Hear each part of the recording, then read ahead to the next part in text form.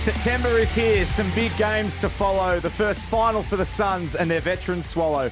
The All-Australian captaincy caused some strong debate. Sean Manor was named the best young player at the age of 28. So here we are, it's finals time. Spring has finally sprung, and we're finished with the Legends game where Hughesy got a punctured lung. This is Triple M Footy's midweek rub, of course, on a Wednesday with Joey, Daisy and Damo. Good morning, fellas. Good morning, all. Hello. Great to see you all. Nice to see everyone. A couple of fresh haircuts. Spring's in the air. Beautiful day, Damo. This is the time of year we've been waiting Didn't for. get a haircut, Damo? No, I need one. I've actually got a plan to go and get one today, and I need one. It's only hanging on, as you know, Days. But one of us in this room is refreshed. You've had a nice little time away. I got some rays. I got away to Byron Bay, which was a rare treat, Joey. You know how busy it is. You are a hard worker. And this, I was just fortunate enough to move a few things, say no to the Legends game, just purely because after a year of football, a month in with a newborn, it was time just to get away and step away from football for a little bit, recharge and come back ready to go for September. And we did that. The sun was shining in Byron. You raced out of here last Wednesday. Raced out of here. So excited. Phoned a few mates on Saturday back here. There was trees falling over down Sorrento where we were going to go. So I think we pulled the right rein. And you sent a couple of photos around where you were on the Saturday morning as you were gearing up for obviously a family day, but equally a hunting day. Is that fair to say? Look, Saturday is the day where you go and explore anywhere you are. And for myself and Natasha, she got a bit of time to herself, so baby Allegra and I just wandered around. The hotline was going off. There was tips coming in left, right, and centre. And no, it was a good time to explore up there. You stuffed me up. Of all places, I already had a tip in Warwick Nabil, of all places, and then you gave me another tip, and then the one I already had won, yours didn't, and anyway. You walked off with an early quaddie. It's all I do love it though. Saturday morning, because my phone, there's tips come in left, right, and centre. I pass them on to a few people here and there. Oh, my phone mustn't have been working Saturday. No, that's all right. That's all good. When Warwick, I thought you were playing in a school game, so I didn't want to take away your focus. Did you have issues though going flying on the flight? You posted something. Yes. What? Did you have a hiccup? We got halfway to Byron and the plane was turned around. The old up and down areas on the wings weren't working or something like that. So travelling with a newborn and planning it sort of to the minute as to when she'd be asleep and then to get the elder, ladies and gentlemen, this is the captain speaking. That's deflating. Push on, champion, push on. She will be right. That is deflating. So turn around, get off plane. Waited 30 minutes because they thought they might have had the engineers come on and be able to fix it. Not the case. Off plane, new plane, back up. So instead of getting in at 3:30, we got in about 7:30. Could have been worse. Could have been worse. No, but very good. So all refreshed. You guys, anything to report? Did you? Nah, I'm boring, as you know. A weekend off? No, I took the wife away for a night without the kids. I did the opposite to you, Daisy. When you got 3 young ones, a night away into the city. It was just nice to get a full night's sleep, dinner, chat like adults. It was great. So I'm refreshed and ready to go as well. Bring this to the last post round 24 bye period. Do you think they'll change it?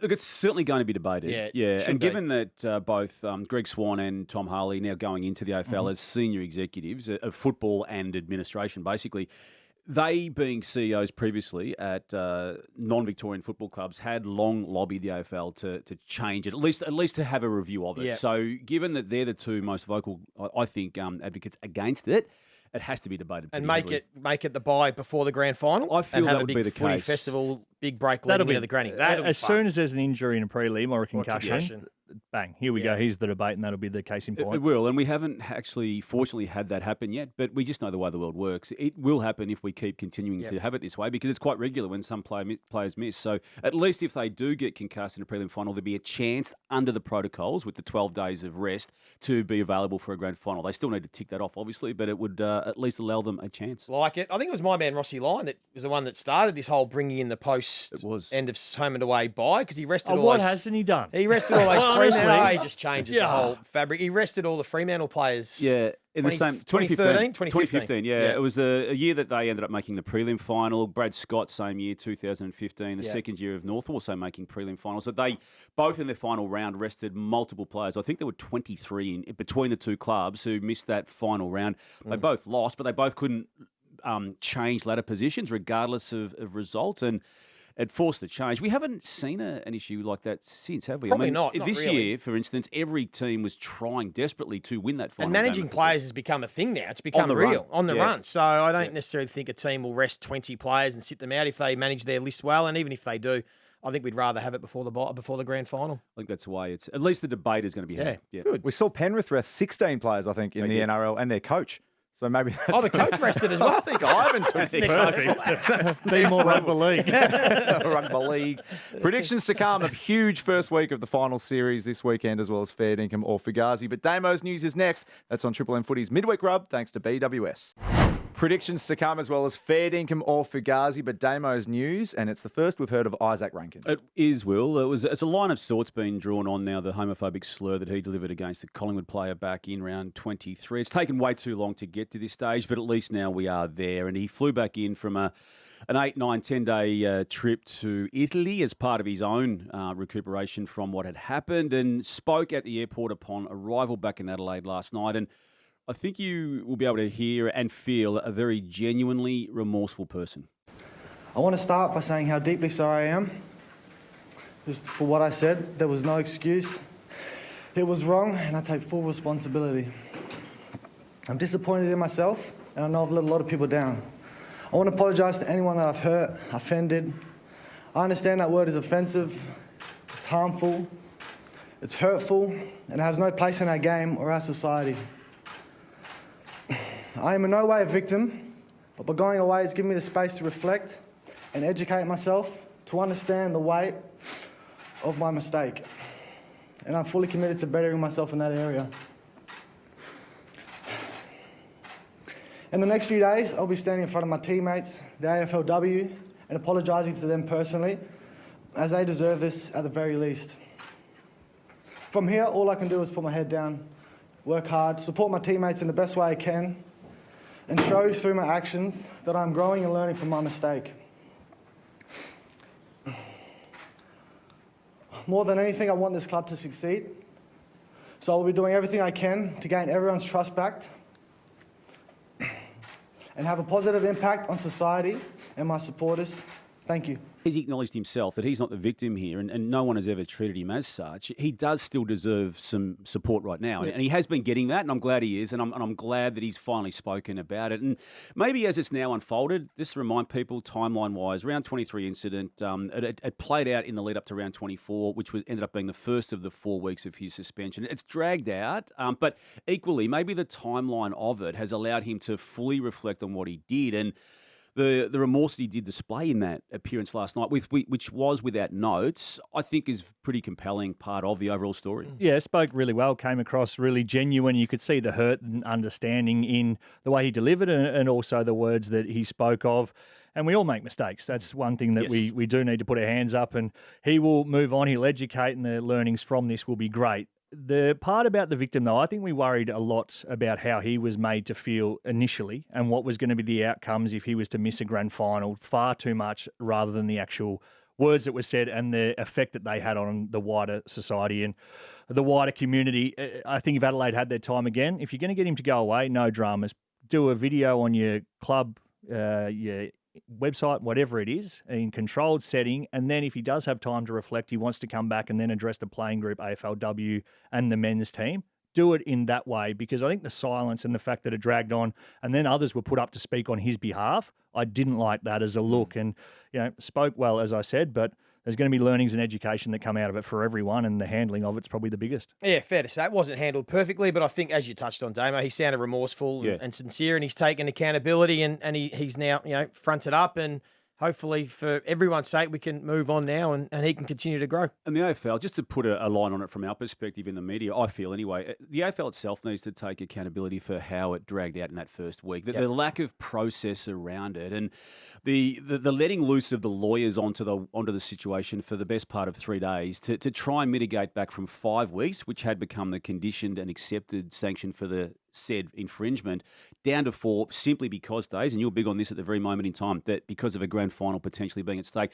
they need to, I feel, before the start of next season, tell us what happens in these moments, regardless of timing on the calendar. And if it's 2 weeks and 20% of your wage, I'm happy with that too, as long as we now know what it is and there's no allowance for legal people to get involved in how this plays out. We need a code of conduct. The players need a code of conduct. On homophobic on everything. On the bird, on all these issues we've had this year. What is the code of conduct as a minimum base? And then you take each circumstance into consideration. But at the moment, as you said, we've spoken all year about all different topics, the the ad hoc approach at which the AFL have handled sort of things that have happened on and off the field. Yep. And if you are going to go down the route which Adelaide did of the extenuating circumstances, some medical issues, I think that should be put into the court of public opinion. If you're going to use that, and that is something that we then have to discuss, we should be at least privy to what that is. You're getting into medical grounds there, which I don't see happening. But I know what But to that point, if that's what we have to consider and we don't understand why, I think that's a fair and reasonable request. Otherwise, it shouldn't be taken into consideration. Yeah, fair point.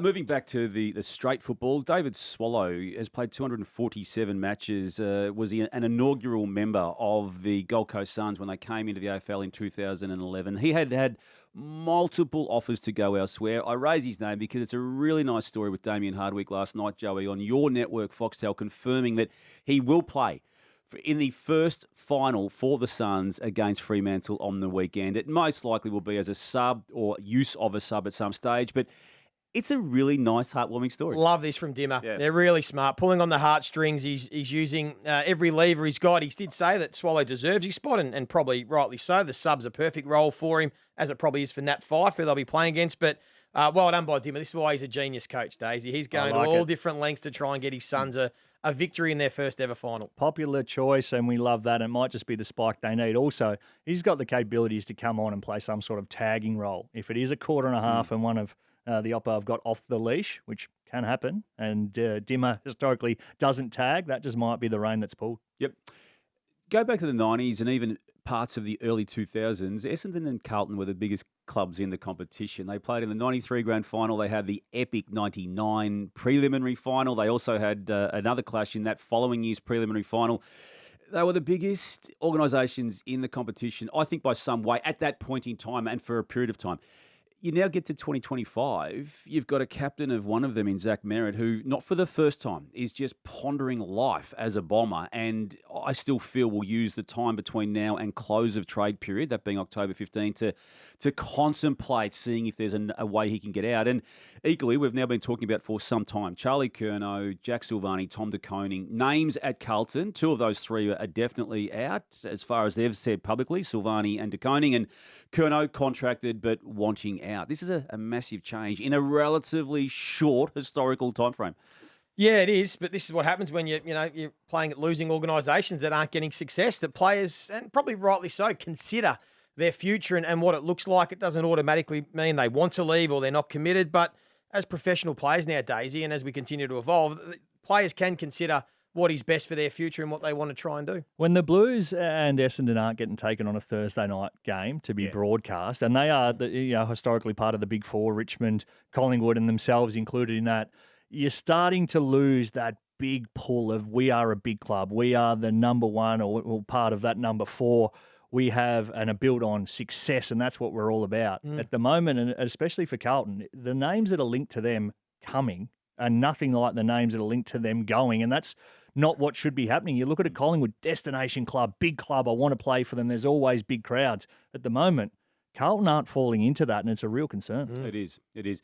Nathan Buckley, we've known for some time now that he's been at the head of the pack for the candidates vying for the Melbourne coaching job. And we've also known even a longer time frame than that the Tasmanian club hoping to come in 2028 have also got him very highly in their considerations. There's a coming together of these situations right now. I know you discussed this last night, Days, but there is still no licence given officially by the AFL to the Tasmanian consortium to have a team in 2028. So until that's signed off, it's hard to pitch to Nathan Buckley if you're Tassie, say, mate, this is what we want, this is your role. It's impossible to pitch. And for him to go, well, I'm taking that over Melbourne, which is a club that I can coach next year. I can step into straight away. You can see and feel and touch. Tangible. It's a provisional licence only. A contract cannot possibly be offered to anyone because there is not an AFL granted licence as we speak. We know it's been provisionally granted on the government of Tasmania signing off on the stadium with a roof, and that is yet to happen. And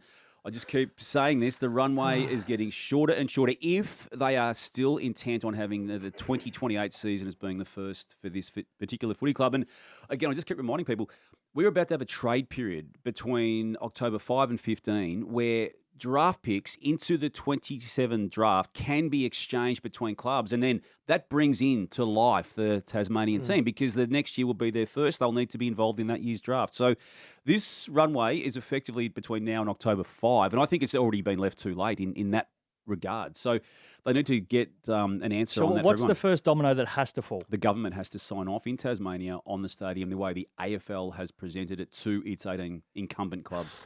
Because it's ultimately the clubs of the AFL that will determine. And there's still a bit going on politically, isn't there? In Tassie, I heard. Yeah. Yeah, they just got through another election, and there's more no confidence motions being mooted.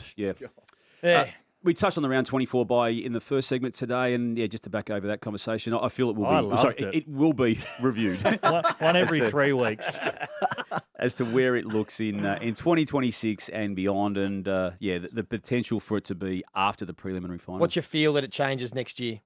Strong, okay. Gee, there's a lot of changes Greg Swan's going to make next year. He's going to be the busiest man of all time over summer. I think this one's an easy sell. Just do it, Well, we want the best players playing in the grand final. It's management up until then, but if you are unlucky to get a concussion in that, and that's probably the easiest part of it. If you get up with a small injury, fair enough, but the concussion sell. And also, it doesn't favour the top 4 teams to have a bye, win their first final, and have a second bye. It actually disadvantaged, as you know, Daisy, as players, you want continuity. You like having that consistency. So, and I think that the stats are starting to show that these top 4 teams aren't getting the advantage they used to get. Greg Swan arguably got the job on the back of having strong opinions about these types of issues in the AFL. Right. So let's now see him go to work on what he feels is better for the game. And I'm not as strong on it, Joey, as the banning of the bounce. That would be the one that would be the one I feel that he's going to do first. Beautiful. Yep. Advocated that for years. Even a ceremonial bounce, that'd be gone? I just don't see any purpose for it the way it has got to, and what I feel Greg Swan believes. Was Ross big on that? Did he start that change? Or he doesn't like the bounce, so he's getting what he wants again. Because the ceremonial, Will, to your point, go back to the first bounce in the grand final of last year. They had to recall it. Yeah. There's no ceremony attached about a restarted grand final.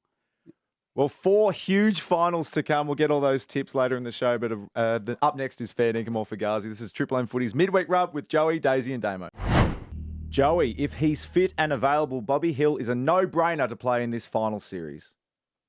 If he's fit and available, and he's got the trust of his coach and his teammates. No, you've added that bit. No, that wasn't the question. Well, if he's fit and available, no, Fugazi then. There's more than just being fit and available. It's got to be processed, Joey. I just slow down and think You're through on that the ledge. So Fugazi, Well done. there's more to it than that. He needs to have the full trust of his teammates and coach. It is an interesting conversation if I can just chime in. The trust components that play here, isn't it? And the fact he missed another training session, I don't claim to know why on this one, but just take us through the trust element of these conversations, because the last time he played a final, he finished with a Norm Smith medal around his neck.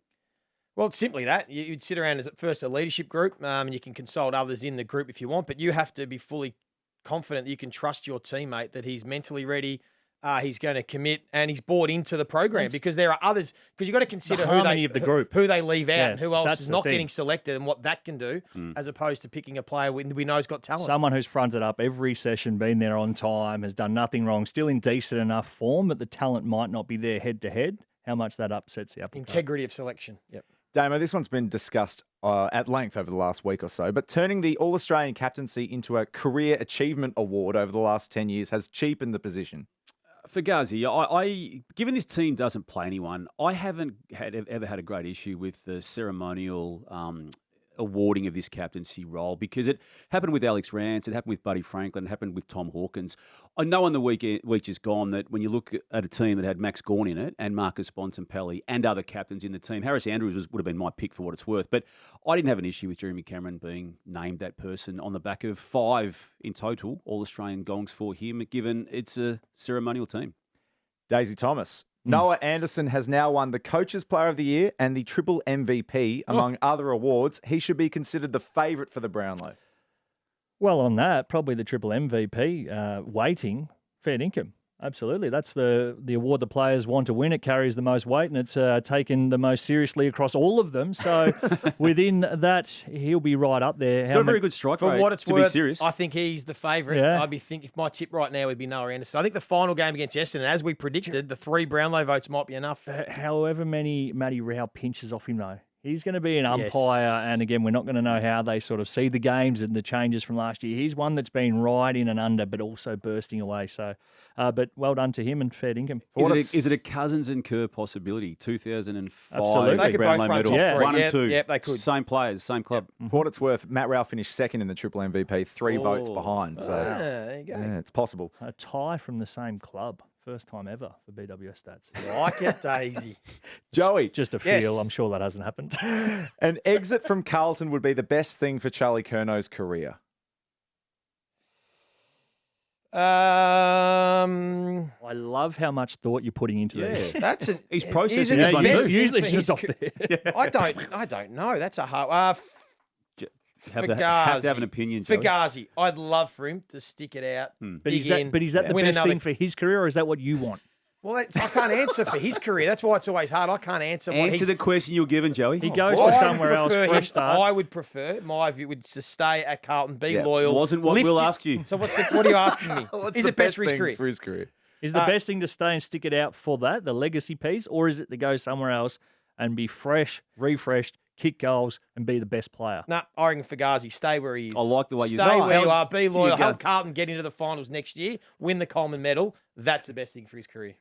We got that. Good answer, too. Damo. Yes. Potentially bringing in 3 players as injury-prone as Oscar Allen, Sam Draper and Jordan Ridley is a huge risk for Brisbane.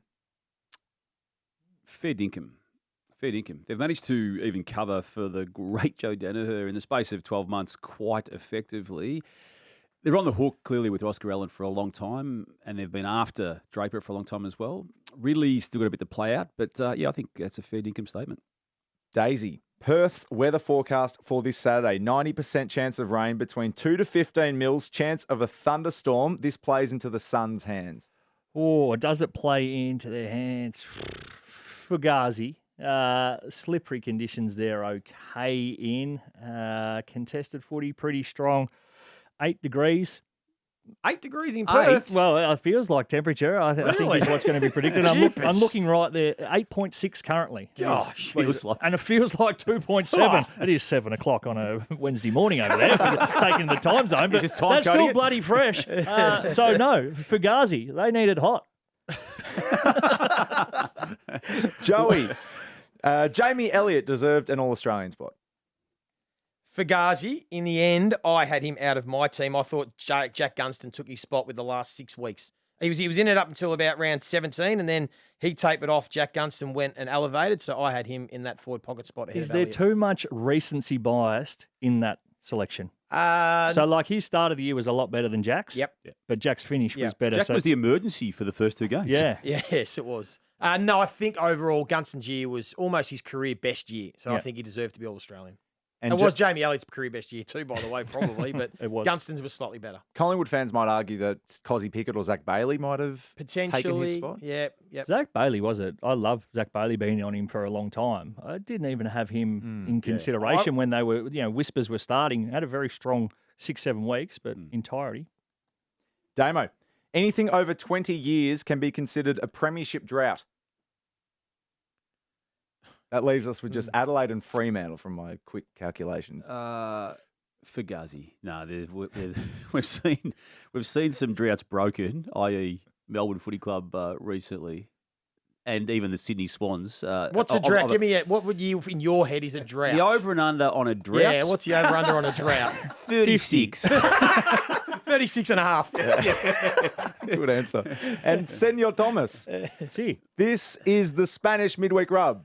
Nunca he visto un equipo que dependa tanto de tan pocos como los Western Bulldogs. Sus mejores 8 son tan buenos como cualquier 8 en la competencia, estoy seguro. Pero si miras a sus 11 jugadores de fondo que jugaron el fin de semana, son niños jóvenes o jugadores de la periferia como máximo. Next year, the Spanish Midweek Rub will be global and trending. Oh, claro, amigos, somos el número uno en ustedes canzone en sus listas. Sí. Which is, of course, mate, we're number 1 in your hearts and in the charts. That was my voice. Mate, we have gone so big that we are now being thrown out in different languages to hit the audience. That's AI, obviously. For a bit of context, it's a new AI feature that Jasper discovered on Jasper? Instagram. And Hey, don't dumb this down. It's only our show, and and we're doing it for expanding audiences. Yeah, I like it. They can translate, and your mouth was mimicking the words you were saying. I could tell that was you Me, straight so away. did I. That's how good it was. That's scary, Damo, Yeah. that they can just do that. Deep fake. All the predictions from the first week of the finals and tips are up next on Triple M Footy's Midweek Rub with Joey, Daisy and Damo. You can catch every final on Triple M and the Listener up this September. But a quick shout out before we get into the tips to Lincoln Tracy. This is again Jasper's work. He has uploaded a blog and he's done a very thorough statistical analysis of your tips from the 2025 season. And congratulations to Damien Barrett, who finished with 147, which is an impressive haul. Not bad. In the end. Joey Montagna 140 and Daisy Thomas 134. You don't mind a little rogue tip. Well, on the midweek. you got to have a go. Well, you were Boring, once just the tipping the Oracle, fa- though. You've Yeah. let yourself down over the last 2 years. Boring, just tipping the favourites every single game. Oh, sorry for getting them right. But the most interesting thing... Who was it? Lincoln Tracy. Yeah, do it here. again, mate, and see how long you go. But the most interesting thing, you can see here, he's gone and done a table, and every It would have time... been AI, mate. Don't give him too much credit. Every time you've tipped a club, he sees how accurate you have been with that certain club. Ah. And you have tipped Adelaide, all three of you, very accurately this year. So Joey in particular, you've gone 14 from 14 when you've tipped Adelaide. What's that about? 80%. Could you forward that to me, please? I'll send you the link. It's very interesting. Well done, Lincoln. Yeah, I'll take it all back. Good on you, Link. Which leads us beautifully into Adelaide and Collingwood Thursday night, Adelaide Oval, the first qualifying final, Joey. Well, I feel the pressure now because if I tip Adelaide, they just win and they'll be through to a prelim. But as we're getting closer to the game, I am warming more and more to Collingwood. This will be an arm wrestle. I just did some numbers before. Daisy, their last 6 meetings, average margin 4 points. Oh, yeah. Average scores 74 and 71 points for the two teams. It will be another low-scoring arm wrestle, I feel. I think that suits Collingwood. I think that they will enjoy playing in an arm wrestle, a low-scoring game that's going to be hard for any free-flowing footy. I want to tip Collingwood. I think they can go over there and ambush the Crows. You want to tip I think I'm going to tip them. Yeah, I think they can win this. The obvious is Adelaide, but I think Collingwood, my feel is they will go over and win this in a close one. Okay. I'm sticking with Adelaide. I just can't get my head around how Collingwood is going to be able to cover for the lack of Jeremy Howe. And I know that's been on an obvious narrative now for some weeks. I don't feel they've found a way yet. I know they're going to tinker with how they set up. And as we talk this morning, 10:30 Wednesday, the Cox situation, he could come in and how they potentially use him in that process. And I know that it will start in the midfield, but I just feel the tall forwards of Adelaide, and again, I know this is an obvious narrative, they've stood up pretty much all year in the big moments at certain points in time, and I just don't see why they won't do it again one more time. Yeah, I'm concerned for the Pies for the first time. I've been Right, you've been really bullish. Yeah, I know. And I'm just I think it was blind faith towards the back end of the year that they would turn it around. And I've been sitting there and reflecting and hoping that it becomes a different ball game. It's finals. It's all in the cell. But Adelaide have been the best team for the entirety of the season. They're on their home patch, and there's no real reason. I think head to head in terms of the lineup, their side's going in stronger and in better form. So it would be an all-time win for the Pies, but I'm unfortunately going to be tipping Adelaide to win this one. What an intriguing game, though, to start. Great contest, yep. Damo, Friday night, another intriguing game. Geelong, Brisbane Lions at the MCG qualifying final. I love both these teams, you guys, but you know my theory. Just tip Geelong. And in fact, I can tell you, you have tipped Geelong every game this year. There you go. Really? Is that true? And you've got 17 correct. Yeah, that's what they 16 do. wins. And I had them as my pre-season tip to make the grand final against Fremantle, and you do influence, I think, your own tips because of what you say needlessly in those pre-season predictions, but they're regularly there. I feel they're as well placed, and they've got what other clubs don't have. They've got an injury-free list of significance. So, yeah, Geelong for that reason. Well, these are the sides that played each other twice throughout the season. Brisbane won both of those. So recent form also go back to the prelim last year where the Cats were up, and then Brisbane obviously played some bloody good football to steal it. So those are the last 3 games that they've won against Geelong. Again, it's tough. I'm not really 100% sure which way I'm leaning. Or maybe Brisbane just with a bit more bang for buck in their small forward line. Zach Bailey, Cam Rayner, we've seen it before. Yeah, toss of the coin. I like Brisbane. They've got the wood over Geelong the way they played this year. They know how to change angles and go at them and challenge the Geelong team defence. In saying that, though, they've beaten them the last 3. I can't see Chris Scott losing 4 times in a row to the one team. I just trust that he'll come up with a game plan to combat Brisbane and what they've been able to do to them. And for that reason, I'm going to tip Geelong, but with no confidence. Just got to keep the ball live. They need it in a contest. They can't let them march the ball up. Yeah, the Cats have to take away that uncontested mark. And I know we say it every time that Brisbane play, but if the Cats can do that and just keep it as a scrap and really beat them up around the footy, because I think Brisbane love the MCG though now. They know how to play it well. But they build the ball up, and that saves all their tickets for defence. They can then go at you, they win it back, and then spread. Those angles that the Lions have managed to take with those kicks, going back to last year's final series and at key moments this year, it's as breathtaking as any club, isn't it? When best they go team for at it. it. Best When they team go in the for it. competition at moving the ball, changing angles, and that's what Geelong don't want. Geelong wants straight line footy. That's how they set up with Tom Stewart. Brisbane take that away, so I wouldn't be surprised at all if Brisbane win this. But you've tipped Geelong? I have tipped Geelong for no reason. Daisy, the first of 2 elimination finals on the Saturday. The Giants hosting the Hawks. Yes. Again, this is just awesome finals footy. And I'm not sure we've had that in the entirety of the 4 games in the first week of finals for some time. Giants at home, very good. The Hawks back part of the season form. Look like they've got it going. I'm going to tip the Hawks, I think, which would be an upset. Brent Daniels is a big one for me. I'd love to know if he's playing or not. Yeah, there's a little bit of, as we do it on a Wednesday. Yeah, we don't know. I'd be more confident if he was playing because he's so important to them. Yeah. Sounds like Hogan's back. They're going to roll the dice on Hogan as far as we can tell at this point in time. Buckley?